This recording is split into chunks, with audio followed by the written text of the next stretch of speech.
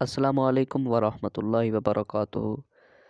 برادران ایمانی، social media پر آپ نے سنا تو ہوگا کہ مذہب شیعہ پر اعتراضات کیے جاتے ہیں کہ شیعہ حضرات اکٹھی نمازیں پڑھتے ہیں۔ کون سی؟ ظہر کی، عصر کی، مغرب کی اور عشاء کی۔ کیا یہ رسول اللہ صلی اللہ علیہ وآلہ وسلم کی زندگی سے ثابت ہے بھی صحیح یا نہیں؟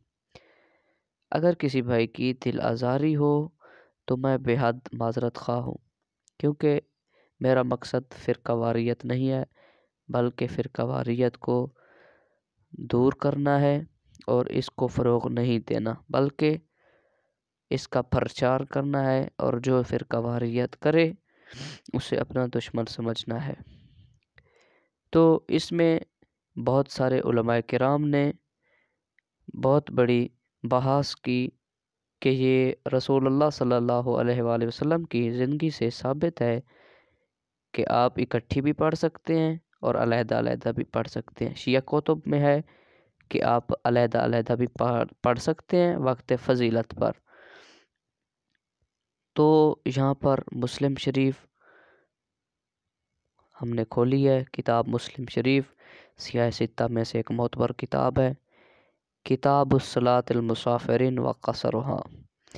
یہ باب کھولا ہے، اس کی حدیث نمبر 27 یہ کلک کی ہے کہ حضرت انس بن مالک فرماتے ہیں کہ رسول اللہ نے جب سورج ڈھلنے سے پہلے سفر کرنا ہوتا تھا تو ظہر کی نماز کو عصر کے وقت تک مؤخر فرماتے، پھر آپ صلی اللہ علیہ وآلہ وسلم اتر کر دونوں کو جمع کر کے پڑھتے، اور اگر سفر شروع کرنے سے پہلے سورج ڈھل جاتا تو پھر ظہر کی نماز ہی پڑھتے اور پھر آپ سوار ہو جاتے۔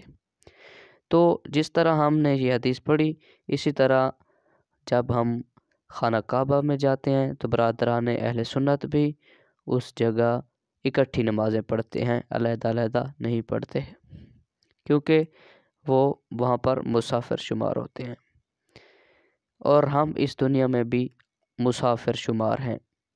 یہ ایک عارضی دنیا ہے اور ہم مسافر شمار ہوتے ہیں۔ دوسری روایت 28 حدیث نمبر، حضرت انس بن مالک فرماتے ہیں کہ نبی صلی اللہ علیہ وآلہ وسلم جب سفر میں دو نمازوں کو جمع کرنے کا ارادہ فرماتے تو ظہر کی نماز کو مؤخر فرماتے یہاں تک کہ عصر کی نماز کے ابتدائی وقت میں داخل ہو جاتے، یعنی عصر کا وقت سٹارٹ ہو جاتا تھا۔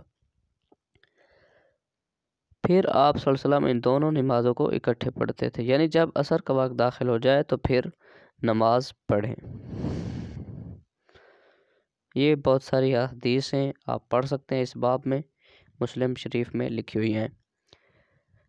تو یہ اگر اعتراض کیا جائے کہ تم لوگ کیسے مسافر ہو، حضور صلی اللہ علیہ وآلہ وسلم تو مسافر جب سفر کرتے تھے، سفر کی حالت میں نمازوں کو اکٹھا پڑھتے تھے، تو ہمارے پاس یہ دلیل ہے کہ آپ خانہ کعبہ میں جب جاتے ہیں تو وہاں پر اکٹھی نمازیں کیوں پڑھتے ہیں؟ وہاں تو آپ مسافر نہیں ہوتے، وہاں تو آپ کھڑے ہوتے ہیں، نمازیں پڑھ سکتے ہیں، ادھر آپ کے ہاسٹل بھی بنائے جاتے ہیں، ادھر رہ بھی سکتے ہیں، وہاں بھی علیحدہ علیحدہ آپ نمازوں کو پڑھ سکتے ہیں، جہاں یہاں پر جس طرح پڑھی جاتی ہیں مساجد میں اپنی میں۔ تو اگر کسی بھائی کی دل آزاری ہوئی ہو تو معذرت خواہ ہوں، یہ میرے پاس کچھ دلائل تھے۔ والسلام علیکم ورحمۃ اللہ وبرکاتہ۔